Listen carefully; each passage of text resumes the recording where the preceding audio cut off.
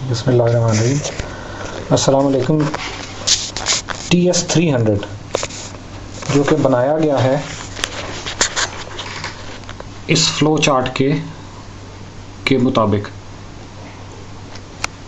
ये दो पार्ट पे दो सिस्टम ए और बी से जो है ना वो चिलर का कंट्रोल है, जिसमें 10 रिलेज हैं, 5 ए सिस्टम की हैं और 5 बी सिस्टम की हैं।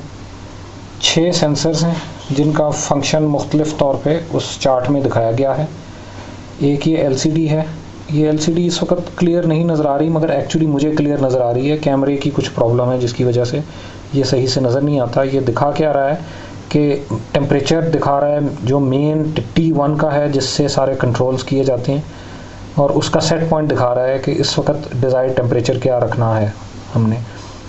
उसके बाद निचली लाइन में ये 6 टेम्परेचर सेंसर्स को एक एक करके उसका टेम्परेचर और उसके अगेंस्ट टेबल से प्रेशर पढ़ के उसको बता रहा है कि T2 जो है, T3 जो है 63 डिग्री फ़ारेनहीट पे है और 107 PSIG, उससे टेबल की प्रेशर वैल्यू को हमने लुकअप किया हुआ है।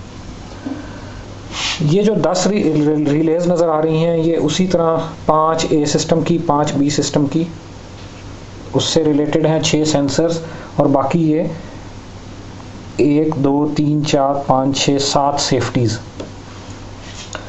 डिस्प्ले का थोड़ा सा और ऑपरेशन बता दूं, इसमें 6 LEDs हैं। ये LED है अलार्म A की, अगर A सिस्टम में कोई अलार्म आ जाए। ये है अलार्म B की, अगर B सिस्टम में अलार्म आ जाए। ये बहुत ज़्यादा ब्राइट नज़र आ रही है, एक्चुअली इतनी है नहीं, कैमरे में ज़रा थोड़ा सा ज़्यादा सेंसिटिव है शायद इस कलर पे। येलो LED जो ये नज़र आ रही है, ये है प्रायोरिटी A की या प्रायोरिटी B की लीड लैग सिस्टम के अंदर, और इसमें ये प्रायोरिटी जो है ये शिफ्ट होती है एवरी 4 आवर्स। A की बजाय B प्रायोरिटी पे आ जाता है और नेक्स्ट 4 आवर्स के बाद फिर वापस A आ जाता है। उसके बाद ये 2 LEDs दिखा रही हैं कि किस सिस्टम का कंप्रेसर ऑन है। A सिस्टम का अगर ऑन है तो A की LED ऑन हो जाती है, B का ऑन है तो B की LED ऑन हो जाती है, और ये दिखाता है जिस वक्त कंप्रेसर फुली ऑन हो, उसकी लोडिंग हो रही हो जिस वक्त। 3 इस पे बटन्स हैं। बड़ा सिंपल सा ऑपरेशन है। पहला बटन आप दबाएं एक मरतबा तो ये सेट टेम्परेचर दिखाना शुरू हो जाता है। दोबारा दबाएं आप, और अगर थोड़ी देर तक आप छोड़ दें तो वापस आ जाता है उसमें। अगर दोबारा आप दबाएं तो ये M1 और M2 का डिले टाइम दोनों सिस्टम्स का एक ही जगह से कंट्रोल होता है। उसके बाद फ्रीज पॉइंट अलार्म किस जगह पे आना है और ES का सेट पॉइंट क्या है, ये सारी चीज़ें इसमें इस तरह शो हो रही होती हैं। इसके अलावा कुछ सेटिंग्स ऐसी हैं जो कि जैसे कि कैलिब्रेशन है, वो उसमें जाने के लिए ज़रा थोड़ा सा कॉम्प्लिकेटेड प्रोसीजर रखा गया है। फसी ज़रा 1 मिनट हेल्प करना मुझे। उसका प्रोसीजर क्या है कि आप अगर पावर को रिमूव करें, इधर आओ ज़रा, उसको ज़रा उसमें से प्लग में से निकाल दो। ये पावर को रिमूव करें और ये 2 बटन्स आप दबा के रखें और फिर पावर अप्लाई करें। जब आप पावर अप्लाई करेंगे तो थोड़ी देर के बाद ये इसमें आ जाएगा और फिर आप ये बटन्स छोड़ दें। अब अगर आप सेटिंग्स में जाते हैं तो ये नॉर्मल सेटिंग्स के बाद आपको कैलिब्रेशंस दिखाना शुरू कर देता है, जिसमें आप T1 T2 T3 T4 T5 T6 को आप कैलिब्रेट कर सकते हैं। जो आपका एक्चुअल है उससे जो भी आपने प्लस माइनस करके एक्चुअल आपने शो करना है, और वापस आप इसमें जाएं तो ये दोबारा साइकिल मेन्यू पर करेंगे।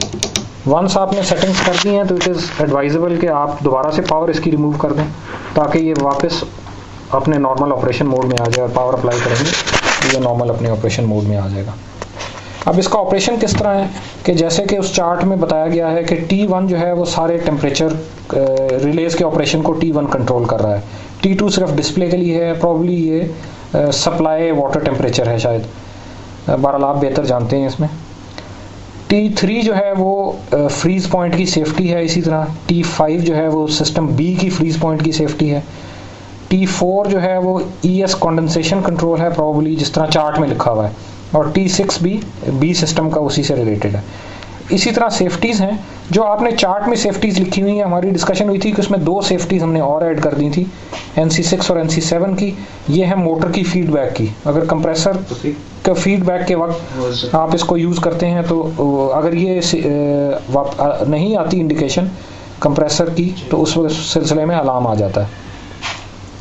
अब इसका ऑपरेशन थोड़ा सा देख लेते हैं। अब इस वक्त अगर आप देखें कि R1 जो कि इसका सोलेनॉइड वाल्व है वो ऑन है और R6 ऑन है, दोनों सिस्टम्स के सोलेनॉइड वाल्व्स ऑन है। सेटिंग टेम्परेचर इस वक्त 56 है और एक्चुअल टेम्परेचर इस वक्त 63 है।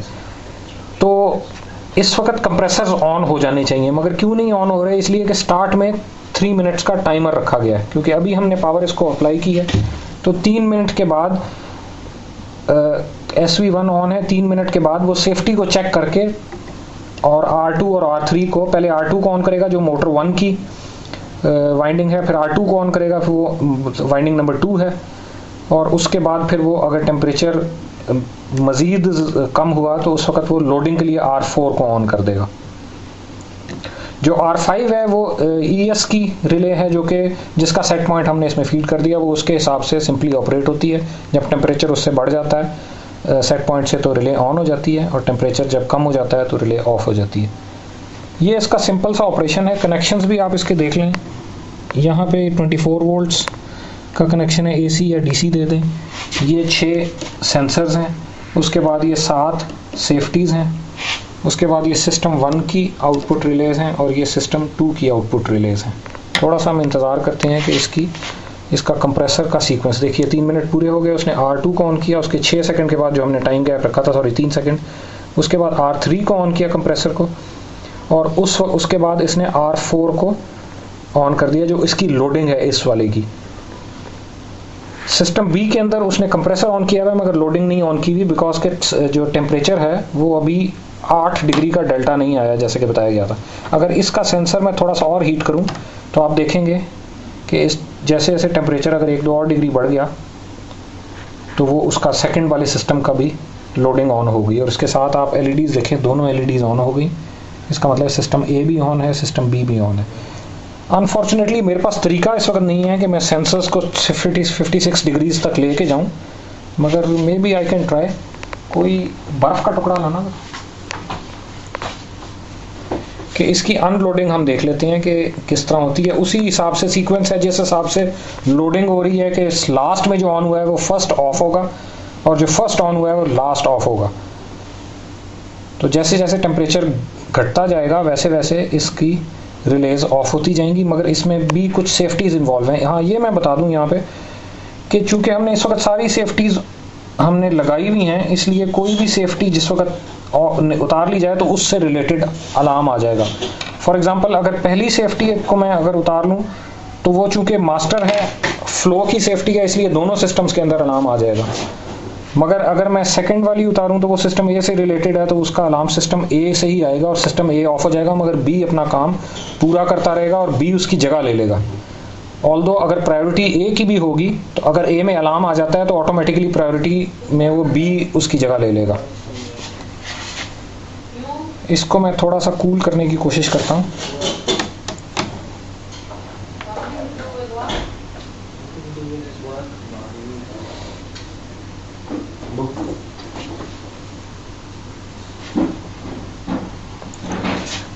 ये मैंने कुछ बर्फ़ का सहारा लिया है जिससे मैं इसका टेम्परेचर रिड्यूस करने की कोशिश करता हूँ। ये 70 डिग्रीज जो है ये आहिस्ता आहिस्ता अब कम हो जाना चाहिए। 69।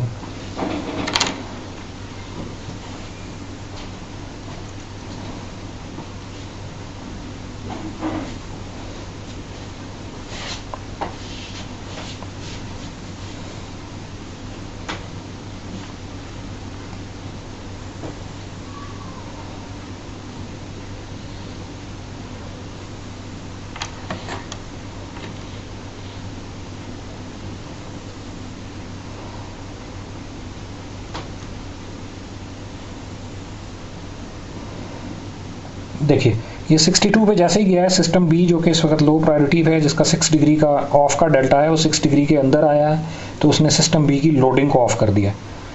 अब मज़ीद 2 डिग्री अगर टेम्परेचर लो मैं कर पाऊँ तो, चूँकि वैसे ही बहुत ठंड है और 60 डिग्री से नीचे अब अनलेस कि मैं उसको बर्फ़ के अंदर रखूँ मुश्किल हो रहा है।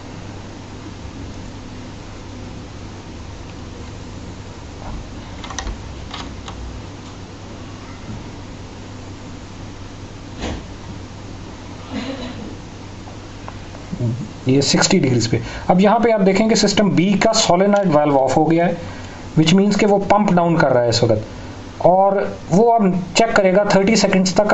अगर लो प्रेशर की जो सेफ्टी है अगर वो ओपन हो गई तो इसका मतलब सिस्टम ठीक है, अदरवाइज वो अलार्म दे देगा, बिकॉज कि इसका मतलब ये है कि वो सेफ्टी स्टक हो गई है। ये देखिए इसने सिस्टम बी को अलार्म देके ऑफ कर दिया बिकॉज, और यहाँ पे आ गया कि अलार्म बी NC4 स्टक। अगर इसको मैं इस दौरान ओपन कर देता तो ये सेफ्टी नहीं आनी थी, बल्कि कंप्रेसर ने बड़ा ग्रेसफुली ऑफ हो जाना था। और टेम्परेचर चूंकि अब मज़ीद गिरता जा रहा है, इसलिए आप देखें कि सिस्टम ए की भी अब लोडिंग ऑफ हो गई है, मगर उसका कंप्रेसर अभी चल रहा है। अगर मज़ीद इसको मैं ले जाऊं 56 डिग्री तक अगर मैं पहुंच पाया, जो कि मुश्किल लग रहा है, तो ये इसका कंप्रेसर भी ऑफ हो जाएगा। बहरहाल चूँकि नहीं पहुंच पाया, इसलिए हम देखते हैं कि यहाँ से आगे कैसे बढ़ता है। अब टेम्परेचर जैसे जैसे बढ़ता जाएगा 4 डिग्री के डेल्टा पे जाके ये 3 मिनट के टाइमर के बाद इसकी लोडिंग भी दोबारा ऑन हो जाएगी। अभी चूँकि ऑन इसलिए नहीं हो रही कि उसमें 3 मिनट्स का टाइमर दिया गया है। इस तरह ये ऑपरेशन है। बहरहाल आप मेरे से बेहतर जानते हैं, तो आई होप कि इसमें कोई कमी नहीं रह गई होगी। Thank you very much.